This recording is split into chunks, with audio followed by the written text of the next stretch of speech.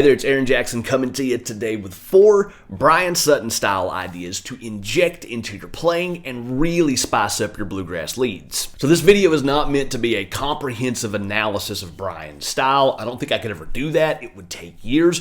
But these ideas that I'm going to show you today are 4 ideas that Bryan uses a lot in his bluegrass lead playing. I'll show you how to play these ideas, and then I'll show you how to apply them in the context of a classic bluegrass standard. You can get the tabs for these licks down in the video description and in the top pinned comment. All right, so let's go into the first idea.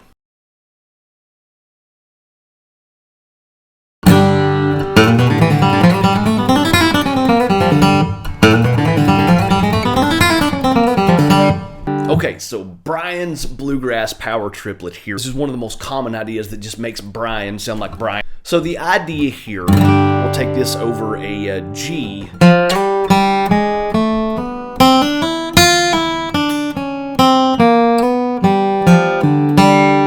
Okay, again.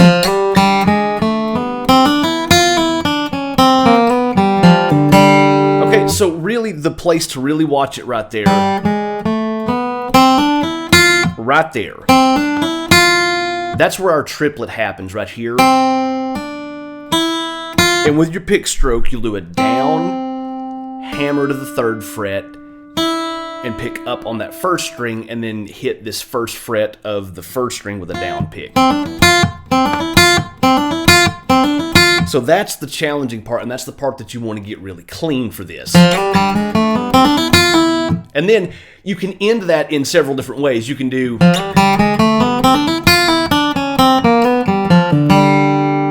you can do, there's a lot of different ways that you can end that, but that's really kind of the crux of this phrase. And it just gives it this really exciting, powerful, fast sound that's actually a little easier to play than it sounds because we're not picking all of those triplets. We're doing a hammer on and then ending with a down pick right there. So at the beginning of it, you can start it off with a G run and then lead into the lick. You can jump right into it.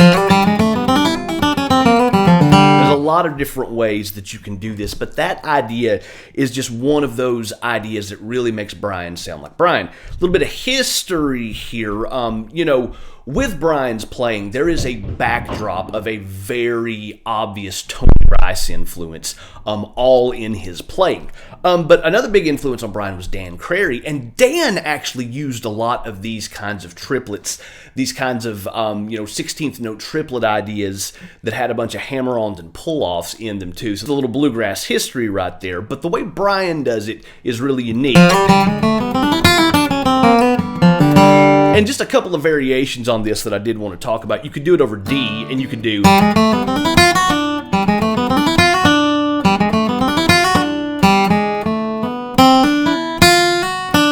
Okay?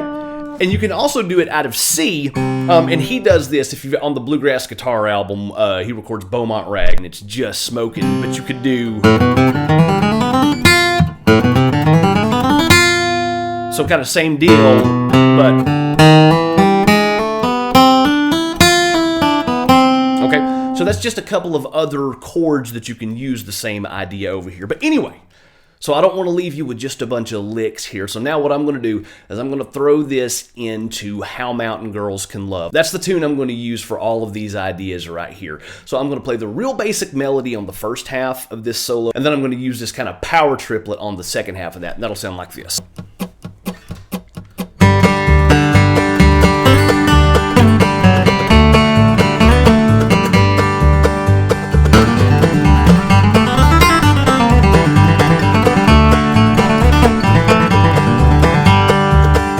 Okay, so let's jump into the second idea here.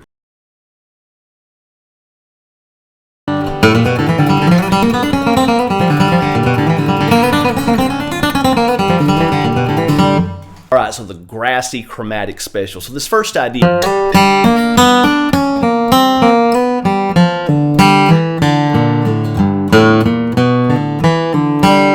Okay.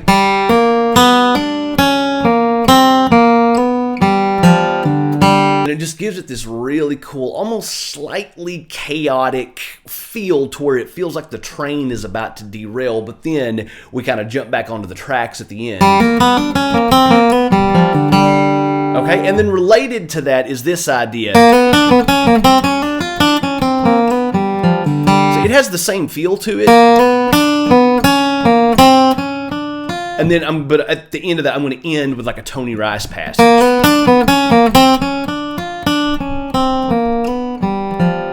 So both of those ideas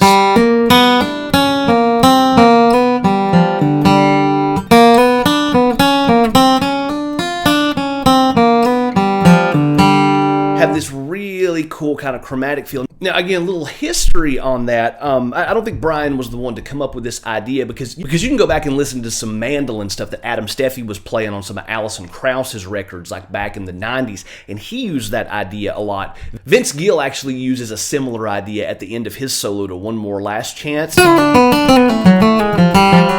Okay, so people have been using these ideas, but again, it was Bryan that really kind of made this idea like a staple of bluegrass guitar. So again, the first one, and the second one is just a variation on it. Okay, so there we go. But again, I don't want to leave you with just a bunch of licks here. So now let me put both of those ideas into How Mountain Girls Can Love, and that'll sound like this.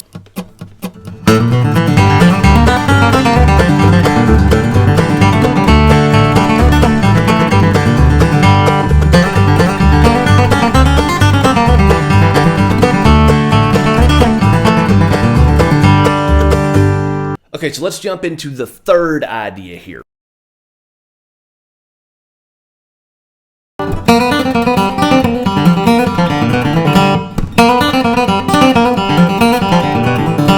All right, so the Sutton sweep. So here's the basic idea.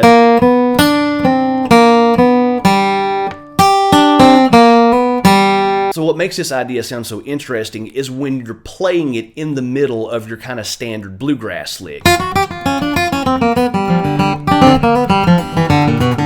Just gives it this really kind of unexpected sound that you really didn't hear any bluegrass players doing before Bryan came along.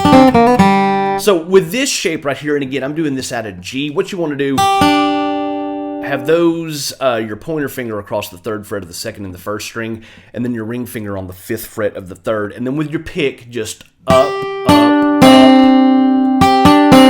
and then we'll come back in.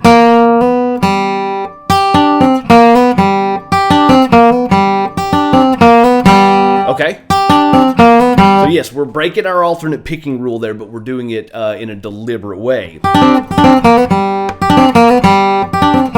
So this idea does take some practice. It's actually not that hard to do. In my opinion, it's easier to do than all of, the standard alternate picking that we use in this style, but it feels a lot different from, our kind of traditional alternate picking bluegrass technique. So it takes some practice to get it under your fingers, but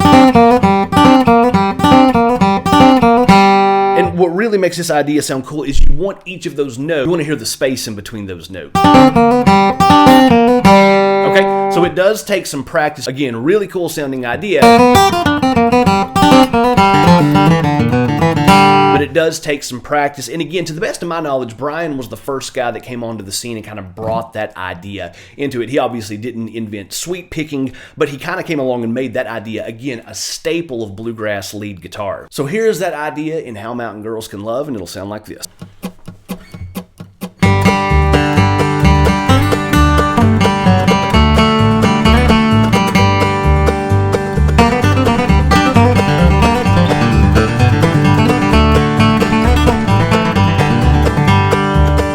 Okay, let's go into the last idea here.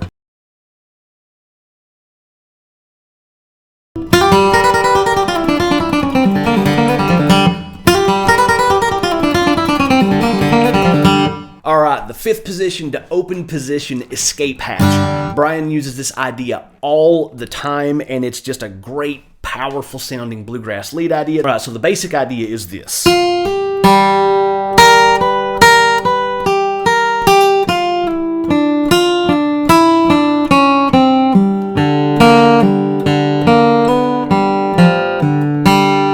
Okay, let's do it again here.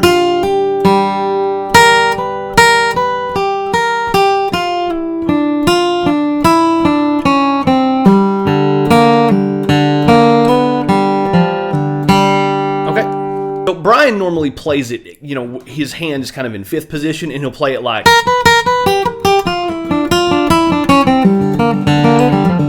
So I kind of suck at that and bring my hand up into 6th position.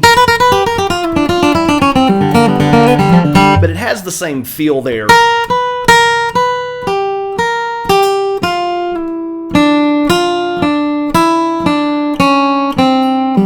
And that's kind of our,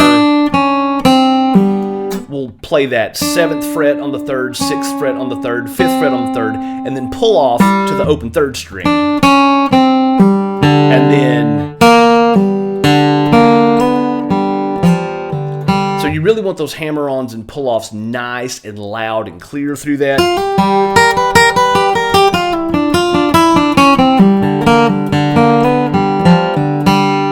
And a really cool variation on this idea would be this. Let me play that again. So this is more of a like open to 5th position and back down.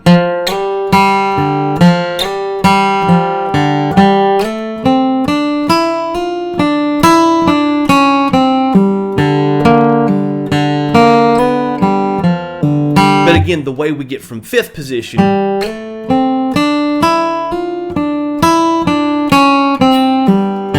back down to the open position is through the.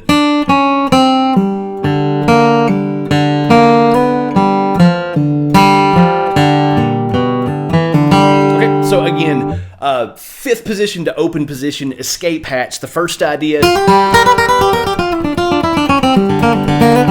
Second idea. Okay, so there we go. So I'm going to use just the first idea there in the context of how mountain girls can love, and that'll sound like this.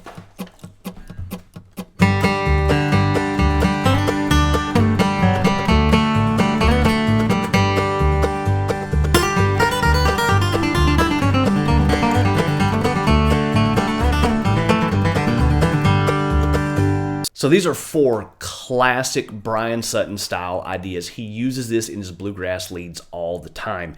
And if you can practice these and get them under your fingers, you can really start to add some of Bryan's influence into your play. Most of the ideas that I've shown you in this lesson work over like 2-bar G ideas or G position. You can put the capo on and play it wherever you want to there. So just keep that in mind with these licks. They kind of work really well over like 2-bar G phrases there. But it's up to you to work on these licks, get them underneath your fingers, and then apply them in other places. So I hope I've been able to give you some ideas from one of the absolute best to ever play this style, and I hope you take these ideas, learn them, and then use them in your own playing. Thanks for hanging out, and I'll see you next time.